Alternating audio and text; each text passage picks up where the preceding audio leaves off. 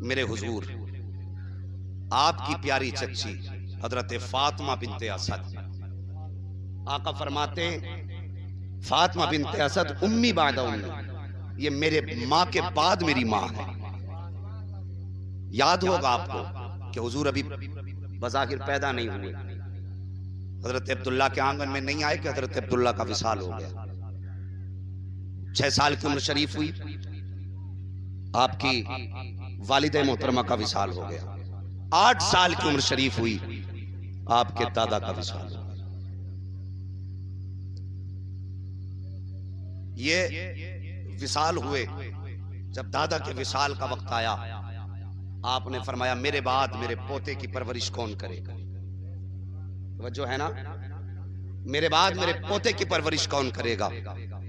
सबसे पहले हजरत अमीर हमजा खड़े हुए, अपने भतीजे की परवरिश मैं करूंगा। उसके बाद अबू लहब खड़ा हुआ, कहने लगा परवरिश मैं करूंगा। उसके बाद मेरे नबी की फूफी खड़ी हजरत सफिया खड़ी हुई कि मैं करूंगी परवरिश। उसके बाद मेरे नबी की दूसरी फूफी हजरत आतिका खड़ी हुई, मैं करूंगी परवरिश। अबू तालिब का माली हालत इतनी कमजोर थी आपकी कि सबने कहा, और आपके वालिद ने कहा कि अबू तालिब तुम्हारी माली हालत कमजोर है, तुम्हारे पास अपने भी बच्चों के खर्चे हैं, वो मुश्किल से होते हैं, अगर तुम मेरे पोते को अपने पास रखोगे तो परवरिश कैसे कर पाओगे? आओ गरीबों से नफरत करने वालों, अपनी अमीरी पे नाज करने वालों, मेरे नबी का फैसला देखो।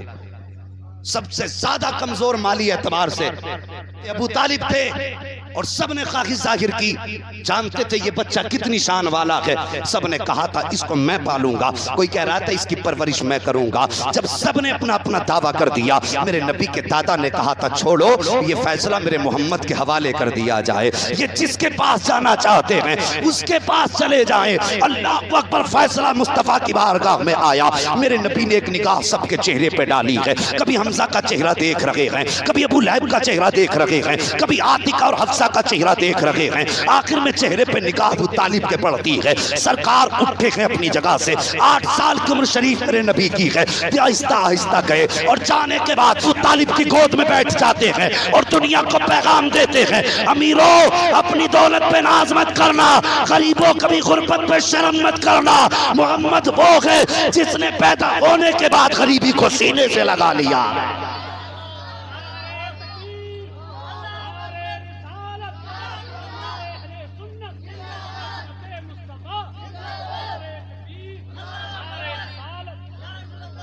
जी भूख तो लगी होगी ना आपको, मुझे तो मालूम है 1:12 बजने वाले हैं। अगर भूख इतनी लगी है कि नहीं बोल सकते तो फिर कुछ ना कुछ इंतजाम इंशाल्लाह जल्दी करा दिया जाए, और अगर बोल सकते हो तो जरा कह दो सारे मिलके या रसूल अल्लाह। अरे यार हम भी सुन्नी है, तुम भी सुन्नी हो, फिर सुस्ती कैसी है? अपनों में बोल रहे हैं, फिर भी इतनी दिक्कत हो रही बोलने में, जरा कह दो ना या रसूल अल्लाह। हाँ अल्लाह सलामत रखे, बस तवज्जो करें। मेरे हुजूर चचा की गोद में गए, और जब चचा की गोद में गए ना, अबू तालिब ने मुस्तफ़ा की उंगली पकड़ी और लोगों कुर्बान जाओ, नेमतें बांटता जिस्म तो वजीशान गया, साथ ही मुंशी रहमत का कलम दान गया। हाँ बस तवज्जो करें। गए अबू तालिब, फरमाते मैं उंगली पकड़ के लाया अपने घर, और मेरे नबी की चच्ची हजरत फातिमा बिनते असद कहती हैं जब हुजूर आए मेरे घर का हाल ये था कि कभी कभी 2-2 लुक़मे खा के सब सो जाते थे।